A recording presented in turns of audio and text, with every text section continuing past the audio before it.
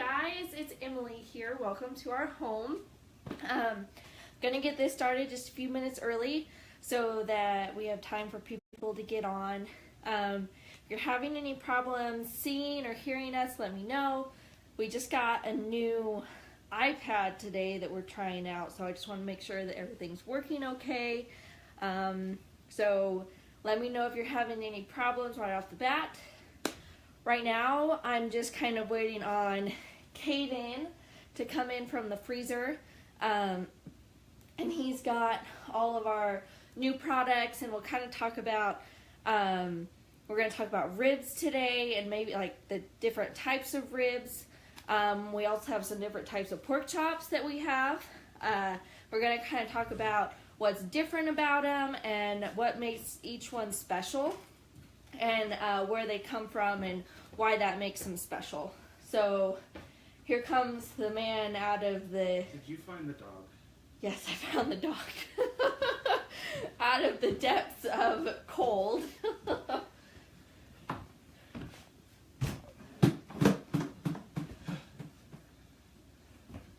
do you want to look at first? Well, it's not quite 8 o'clock yet. I was going to give us another couple minutes. I just got started early to get people... So our walk-in freezer is actually kept at 0 degrees. He's chilling out over here. It's kept at 0 degrees because it keeps the meat at a deep freeze level, so it actually makes it last longer. So that's why we keep it at 0. When, you know, maybe your normal freezer, you probably wouldn't keep that cold. Maybe 10 to 15 degrees. So, like I said, we're just going to wait a couple more minutes and until it's 8 o'clock, 7:58, so we got a couple more minutes. But if you're watching, go ahead and say hello. Let me know if you're having any visual or audio problems. Like I said earlier, we got a new iPad today and we're trying it out, so I hope everything's working good. Do you want to go get the summer sausage and the jerky? Yeah. So hello to everybody that's watching. Wow, we've got 7 people on. That's awesome. So I'll just kind of recap about what we're going to do. We have some new products that we had done that we just got back in the last couple weeks that we're super excited about. Yeah, Deb, come on down. Just run down the street and we'll have a real audience, a live audience.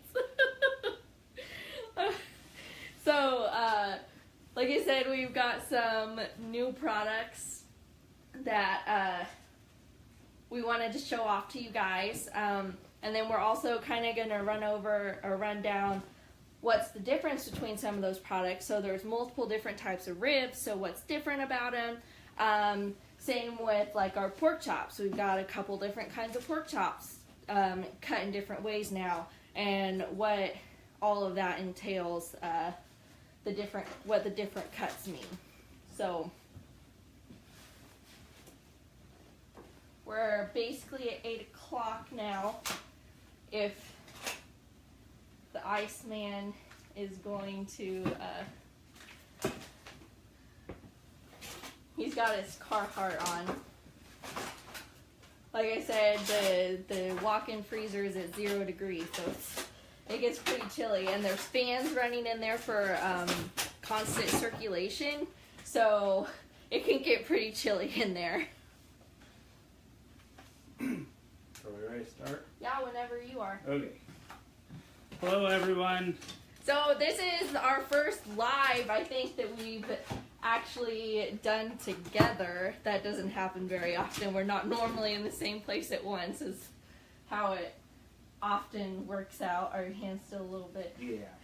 Okay, so the first thing we're going to talk about is bacon. I think everybody knows what part of the pig the bacon comes from. Well, generally we think of the belly as being bacon, but we actually have 2 types of bacon. That one is really new and kind of strange. The other one's just cut a little bit differently. But the two types of bacon that we have now, we've got our normal hickory smoked bacon, just in a different package. Slices are a little bit longer than probably what you're used to, but that shouldn't be hardly any different than the bacon you've come to enjoy. And then we've got the same bacon that is peppered, so offers just a little bit of a different variety. Yeah, so this is gonna have well, I thought it was peppercorn. It doesn't really. So it's smoked hickory smoked pepper bacon. So it's got more of your peppery taste to it.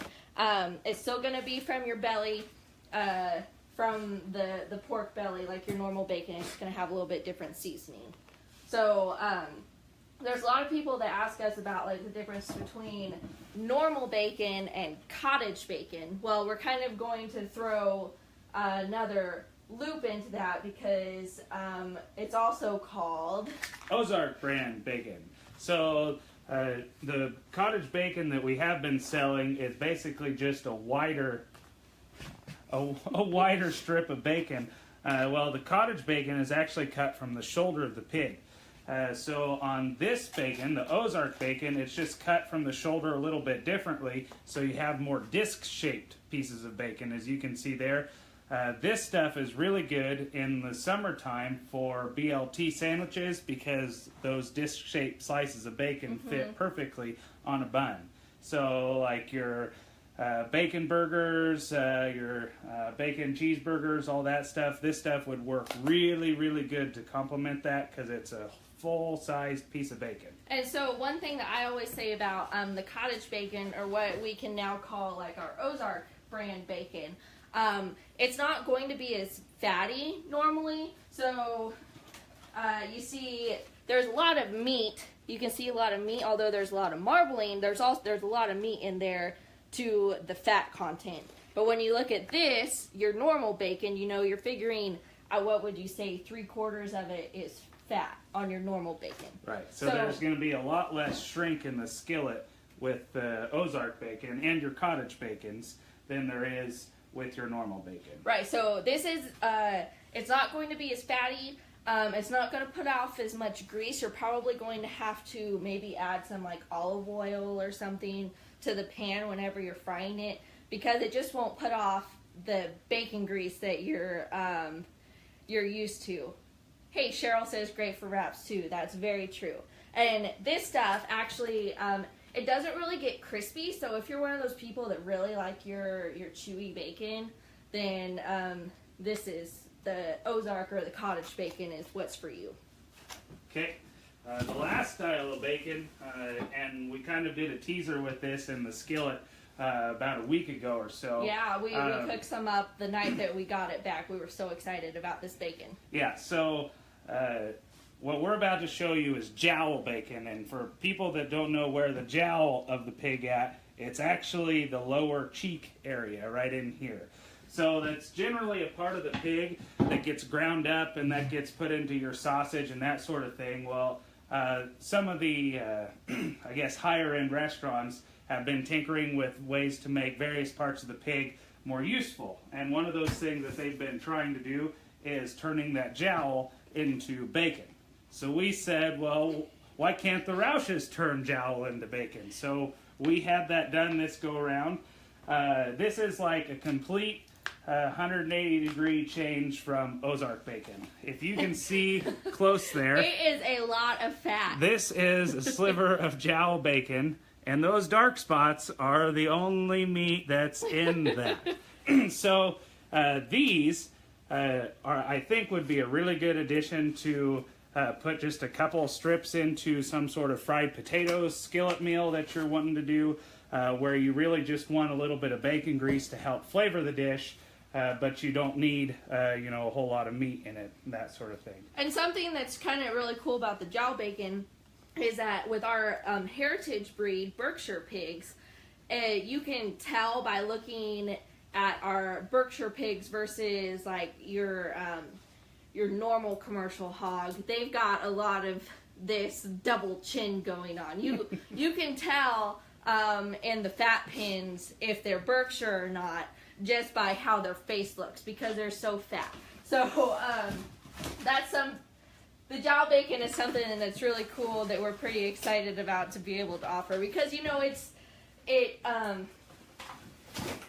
it's like he said, on the high end. It's just, you get to use more of the pig, and it's really, jowl bacon is something that we're pretty excited that we're able to do now. What do I talk about next? Let's talk about bratwurst. Okay, so brats are on our next. Right, so we've got one bratwurst. It's a different processor. Of course, all the bratwursts you've had from us so far have been Kensington bratwurst. And all of this stuff that we're showing you tonight is actually processed in McPherson at Crable's Specialty Meats. So they have their jalapeno cheddar brats, only they name them spicy bratwursts. So it shouldn't be too different than your jalapeno cheddar brats that you've been trying. And just named different. I just want to talk about the label a little bit right now. I know this is all backwards for you guys, but this is pretty cool. We've got our actual logo on here, and we also have our Facebook, so you guys can find us on Facebook and Instagram, and it also has our farm website down here at the bottom. So the labeling on these, on our new products, are so cool. I'm really excited about the labeling just because it looks awesome. Okay, so another cool addition to our bratwurst list is bratwurst with pepper jack cheese. These are flat out amazing. We went down there and we picked out some selection to sample what they had for recipes. Because they have all sorts of different kinds of bratwurst that we can try. So the pepper jack bratwurst was my pick of everything that we had. It is absolutely delicious, and that's why actually we went ahead and put pepper jack in the summer sausage that you'll see later. They use, I believe, somewhat local dairy to get all of their cheese from, but the pepper jack bratwursts are really, really good. And then finally, a product I've been wanting to have since we started doing it. Beer battered bratwursts.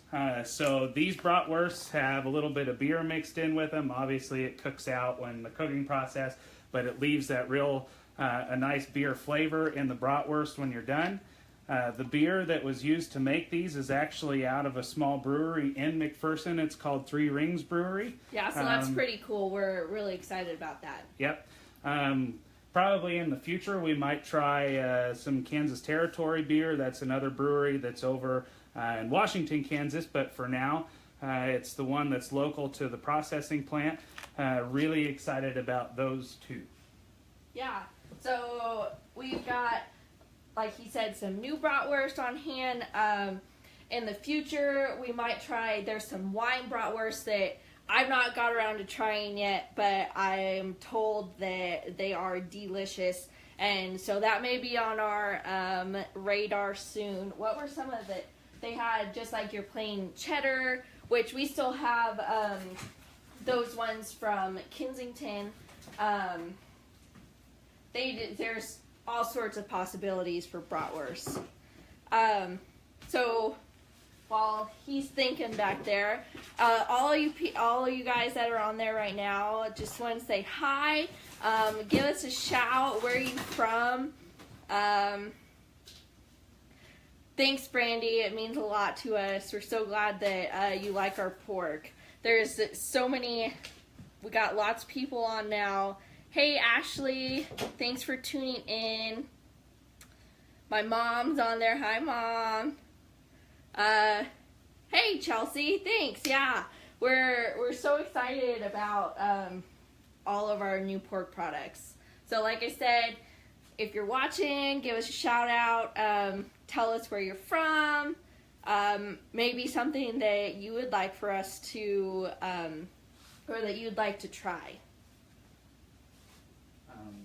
So I think we'll go with bacon next before we go back. With sausage? Yeah, sausage.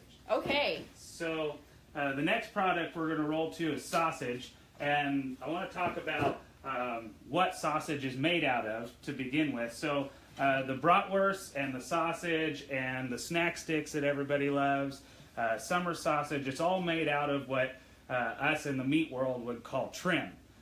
So basically when the processors are cutting up the meat on a pig, there's parts of it that, you know, it gets trimmed off of a pork chop or it gets trimmed off of the ham, and it just doesn't, you know, like maybe they're trying to make the ham match a certain weight and they had to trim some off. Well, the extra meat is considered trim, and then the trim all just gets ground up, and you can have it as fresh pork burger that I know a lot of people like to use as an alternative to hamburger.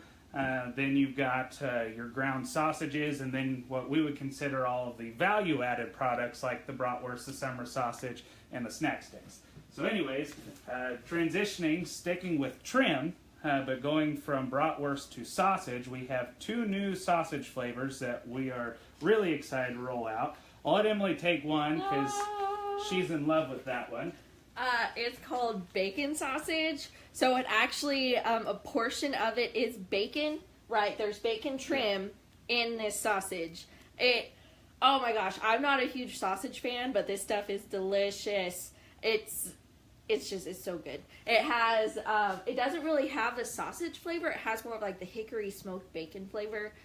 I could like live off of this stuff. It's so good, and I hadn't tried it before a couple weeks ago, and I am hooked. So definitely, if you aren't a huge sausage fan, I would definitely say give bacon sausage a try, and it may change your life.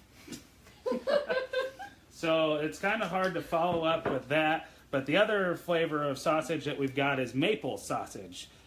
So this one just has a little bit of maple flavoring added into the sausage. It's a little bit sweeter. If you're wanting something like that for breakfast, I generally like to eat my normal sausage with maple syrup in the mornings.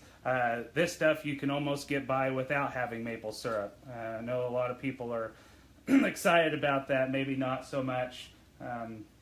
We all like our maple syrup. Anyways, another sausage edition. It's a great one. I really like this one.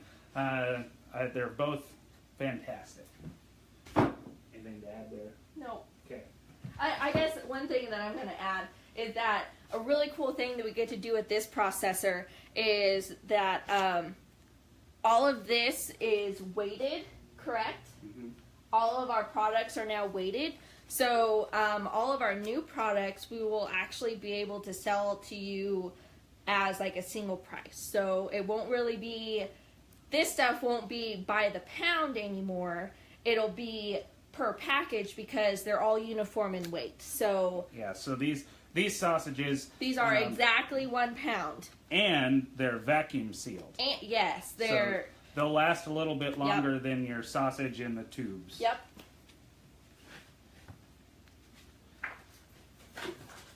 Okay, we're going to go to the loins next. So we've offered pork chops, obviously, in the past, so I don't really get to announce this one as a new product, but because of this super cool vacuum packaging, I can actually show you what Berkshires are so unique for. So we talk about marbling a lot, and it's something that isn't very common in the pig breeds. There's only a couple of them that actually have marbling, and marbling is basically just fat inside the muscle, and when that fat cooks and turns to juice, it really makes the meat a lot more tender and juicy, and that's one of the reasons Berkshire is so prized for being so good to eat. And fat is really what makes the taste of your meat. So if you've ever sat down and ate a pork chop and then the next day you ate a steak, you can pretty much eat the fat off a pork chop and it tastes absolutely delicious. Beef fat does not taste near like what pork fat tastes like. Anyways, so I don't know if you guys can see this pork chop or not, but all of those white streaks in there, that's marbling. That's marbling. Now I'll challenge you to go to the grocery store tomorrow and look at their pork chops, not in jeans in the frozen section because that's our pork, but in the commodity shelf, on the fresh cooler, look at their pork chops and see if you can see all that nice white streaking in there, and see if their pork chops are anywhere near that dark. So the color has a lot to do with flavor and the quality of the meat. And in meat, and especially in pork, the darker it is, the better. It's because it's holding more juice in the meat at that point in time. So you want dark, and you want all that nice fat streaks in there. That's what makes a really good pork chop. Okay, so I showed you that. So we just got the normal bone-in pork chops there. Don't have anything to... yeah, there's your bone. Yep. So, actually, while we're talking about that, we're going to switch over real quick and talk about some ribs. So one type of rib that everybody always hears about is baby back ribs. Well, baby back ribs come at a cost, okay? So pork chops generally have a bone, generally have a bone right here. So your bone-in pork chops will kind of have this arched bone along one side of it. That is actually part of the rib cage. And that is where the baby back ribs comes from.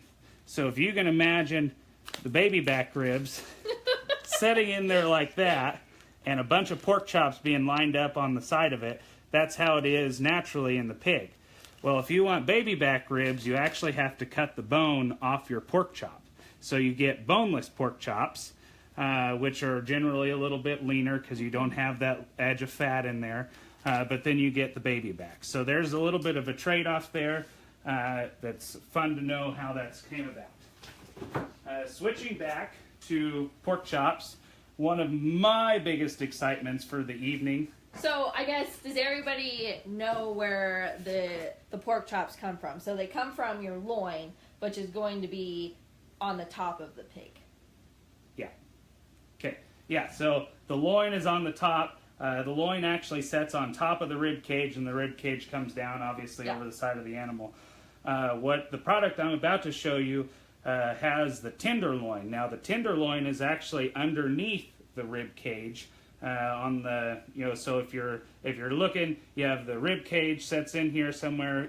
Your loin and your pork chops come from the top side. Your tenderloin is on the bottom side, and it's probably only half as long as the actual loin is. Right, and most of you know from just like looking at the meat counter that your tenderloin isn't very large either. Right. It, yay big. So the tenderloin muscle really doesn't do a whole lot in the animal. When muscles aren't worked very hard, they get very, very tender and juicy, So muscles that are worked a lot, like the hams, because the hams are used to walk and move around, those are generally your tougher cuts of meat. The tenderloin really doesn't serve a whole lot of purpose. I mean, it's got purpose, but it doesn't do a lot of work. So it's one of the best cuts of meat as far as tenderness. The tenderloin in beef is actually where the filet mignon comes from. Well, we have porterhouse pork chops. And what the porterhouse is the pork chop on one side, and you cut through the baby back rib, and you also keep that little patch of dark meat right there, and that's your tenderloin. So the porterhouse has both the pork chop and the tenderloin on it. I am stoked about these. So these are actually 14 ounces a piece. They are a chunk of meat. So wives, this is what you buy your husband for Christmas. That's the manly meat, right? This is a man's cut of meat, okay? Yeah, so really excited about these. A lot of meat, excellent meat, and you get the bonus of the tenderloin on there. Porterhouse chops are awesome. We are really excited about those. The pork industry really hasn't had a lot of. Just recently did they add like the porterhouse. The steaks have all different. There's the Kansas City strip, there's the T-bone, but pork never really had that up until recently. So this is the cuts like the porterhouse are what's going to change people's look at the pork industry, the meat side of the pork industry. Okay. So, rolling on from to the next project, you seen me talk a lot about the tenderloin. Well, another thing I'm really excited about, husbands, this is what you buy your wives for Christmas. It's very... you're not going to get filled up on these, I'll just say that much, but these... It's something to go on that 4-course meal, right? Yeah, something like that. So basically, it's the filet mignon, bacon-wrapped filet mignon of pork. So this is a tenderloin medallion that's got a slice of bacon wrapped around it. These should be cooked pretty much as rare as you can cook pork, which is 145 degrees these days. These are going to melt in your mouth. Really, really excited about them. Again, somebody my size, I can probably eat both of them and still be hungry. But, you know, that's if you want to impress somebody with a really, really fine dish, try out the bacon-wrapped pork fillets. Really excited about those. So, I showed you the baby back ribs earlier, and I explained why or how you get baby back ribs, which also means that we have boneless pork chops in supply. Nothing new about those, just more pork. Yep, and all of the chops it's really easy to tell that they come two to a package. So, yeah, like your boneless chops, there's 2, here's 1, and then here's your other one. Okay, so we've been talking a little bit about ribs, and I'll talk about some more ribs. So we've got the standard pork spare rib. You'll see that. So that's... like, this is what you would call, like, your slab of ribs that you get at the barbecue joint or whatever. This would be your slab. So that's your slab of ribs. These are the baby backs again. The baby backs would set and attach right on the top side of your spare ribs. And then your pork chop would set up here where I'm wiggling my thumb at. So that's how it is on a pig. Then you can cut it up and get different cuts. So this is your spare rib. You'll see a lot of thick area down here. That's actually part of the belly. That's some of the bacon fat that they didn't trim off. Just extra flavoring for that rack of ribs. Then we have St. Louis style ribs. So St. Louis style ribs are basically the spare ribs. They just square them up and take a lot of that extra fat and stuff off the bottom side. So pretty excited about those. We've been having a lot of people ask if we had St. Louis style, and we hadn't up till now, but we do. Important thing to remember on ribs though, each pig only has 2 sets of these. Yes. One down one side and one down the other. So, you know, we can get a lot of pork chops from a pig, and we can get a lot of bacon from a pig, but we only get 2 slabs of spare ribs. So generally these go in, and then we're sold out pretty quick because, you know, somebody likes to cook pork spare ribs. They can buy 2 of them, and there goes a pig's worth of ribs. Yep. So that's just a fun fact to remember. You pretty much got to catch these shortly after we make a trip to the processor because they go pretty quick. And another thing that I don't think that we have brought out, but country style ribs. So those are actually phony ribs. They aren't actually from the rib cage. They are a shoulder cut, correct? That is correct.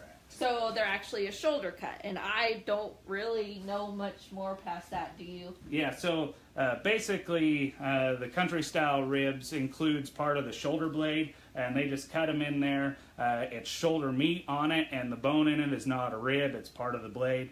But they are a lot more meatier. You know, they have a lot more meat on them. That's why they're growing in popularity. You can cook a lot less country style ribs. You also get a lot more country style ribs from a pig. You know, a typical shoulder is always, you know, somewhere, you got 2 shoulders on a pig, 1 shoulder. About 9 pounds each. Yeah, more than that. I don't know. Anyways, you get a lot more shoulder than you do out of your ribs. Right. Okay, we've just got a few products left to show you. and they are some of the more exciting products. If you've been out and about or seen Emily out and about, we've been pushing the summer sausage pretty hard for the winter season, for your holiday meals and gift baskets and that sort of thing. We've got just a plain pork summer sausage made entirely out of pork. There's no beef in these. It's all pork. My sister actually had a friend that was looking for all pork and she couldn't find any. So she asked me, hey, is it actually all pork? Yes, it's all pork. There's no beef added. And then we've got a summer sausage with pepper jack cheese. This one has been a really good seller.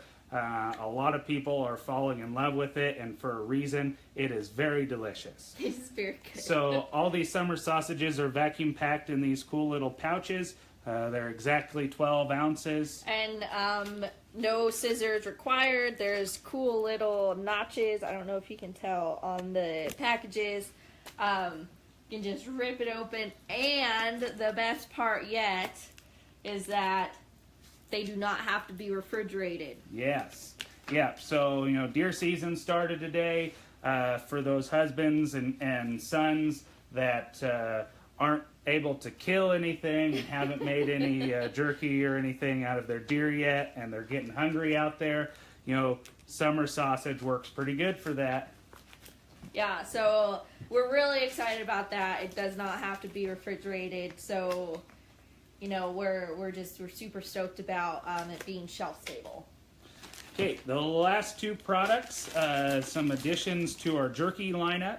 So we've got a smoked flavored jerky, which is really, really good, and then a teriyaki flavored jerky, and teriyaki always pairs well with pork.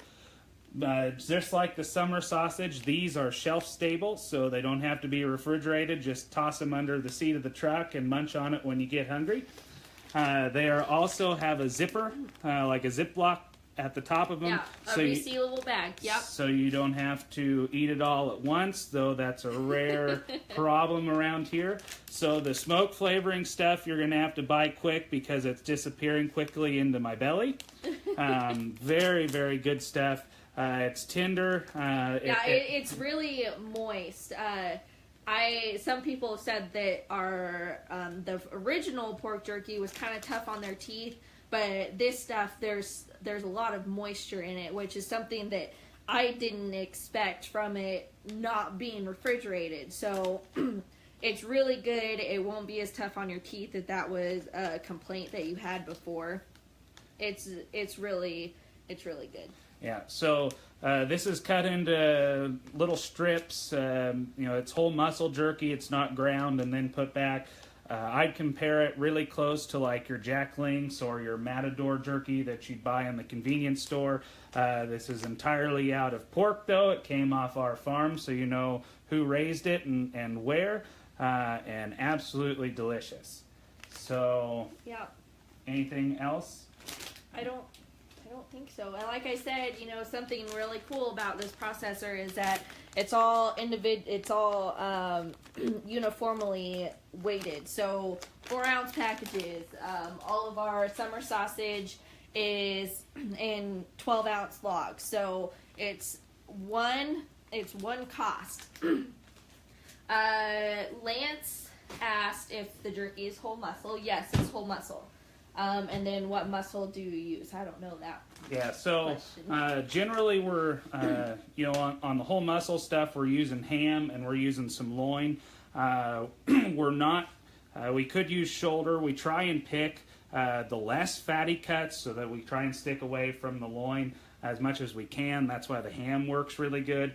Obviously in jerky you're trying to dry it down and you want it to be stable. The more fat you have in there, the better chance of it potentially going rancid on you quicker. So we're trying to find the cuts of the pig that are leaner and cuts that generally don't sell the greatest. There's not a lot of options for ham. You got your holiday hams, and then after that you can turn them into roasts, or oftentimes they'll go into like a ham steak or something. You can increase the value you get out of that pig by turning unpopular cuts into pork jerky. Mm-hmm. Great question though, Lance. You see they're down here? Yeah, I did see that. I'm watching. Any other questions? Yeah, do we have any questions about different cuts? Any of the new things that we talked about today or this evening? Maybe we'll jibber jabber for a couple minutes if there's any questions. We are fully back in stock on all pork sticks. I've got gobs of them in my freezer. Did Gary order from us yet? No, Carrie. Gary has not ordered from us yet. I'll give you a really good deal on everything I've got in the cooler if you come get it tonight. So, yeah, we're back in stock on pork sticks.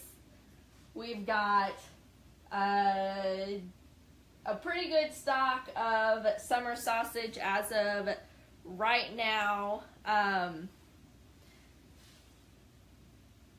But it's kind of going quick because Caden seems to take some to work with him, and then the next day we've got a dozen sticks gone. Okay, Caitlin had a question. Yes, Caitlin, you will be able to watch this after we end. I'll post it, and you can come back through and watch everything that we talked about. What is... Oh...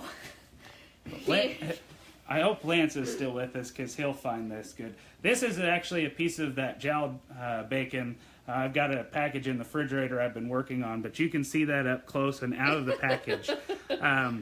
That is the amount of meat that you're getting out of this jowl bacon and a lot of fat. So I had like 5 of these little pieces in a little 10-inch skillet the other night. And I could about fill a mason jar with my bacon grease after I was finished. But it's a fun cut. I don't mean to sound bad about saying there's not much meat on it, but just forewarning you, there's not much there. But like I said, it's a great little piece that you could chop up into chunks and toss into your fried potatoes, or if you're looking for something where you're trying to get a little bit of bacon grease in there to spice up the flavor, or if you just need if you prefer bacon grease to olive oil in any of your dishes. Throw one of these slabs in and away you go. Like the cottage bacon that I was talking about, that you might want to put a little bit, or the Ozark brand bacon, you might want to put a little bit of like olive oil in your pan when you're frying it. Probably just put 1 piece of jowl bacon in it and you would be good. And you would probably get double the bacon flavor. Okay, let me run through here and see if we missed any questions. Oh, Sharon said that her husband loves bacon wrapped tenderloin. It's not just for the ladies. Oh. Okay, any more questions while we're...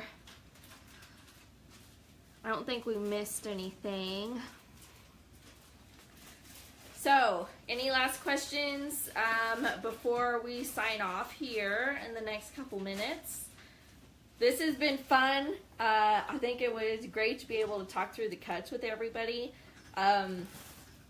You know, not everyone understands where this stuff comes from, you know, where it comes from within the pig, how it works, how one cut may take away from another, you know, some of those rib cuts or the pork chops.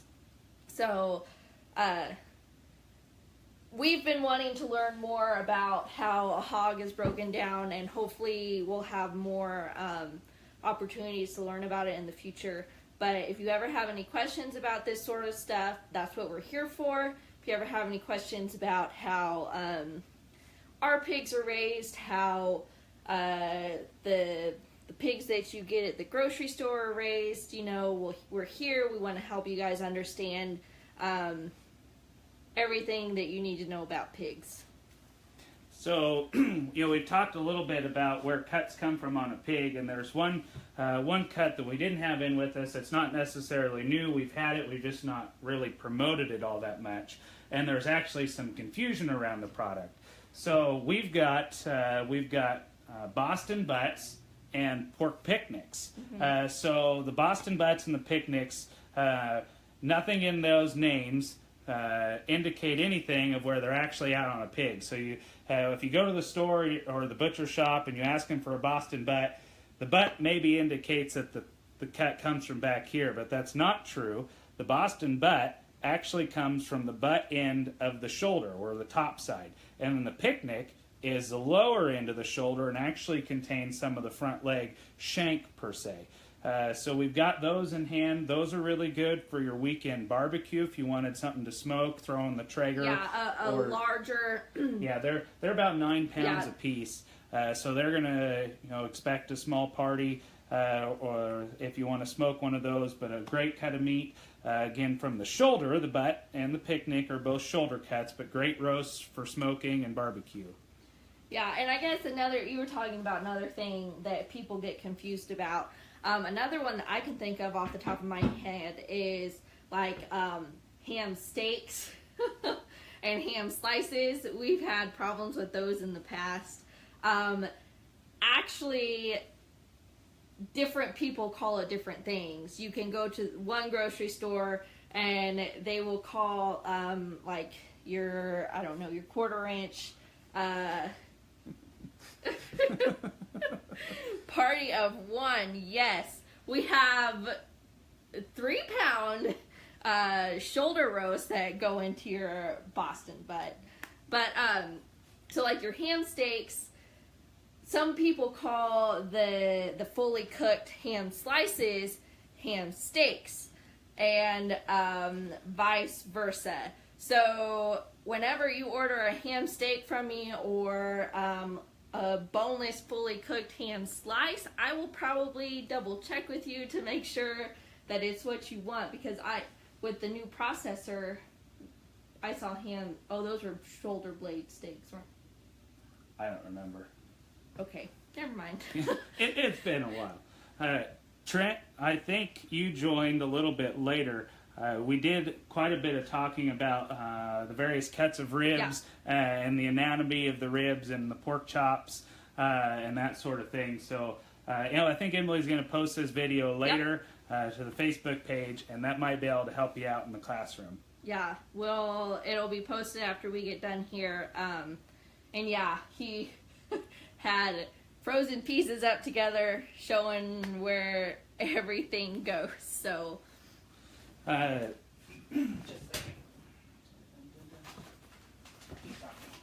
So I seen Jamie just signed on.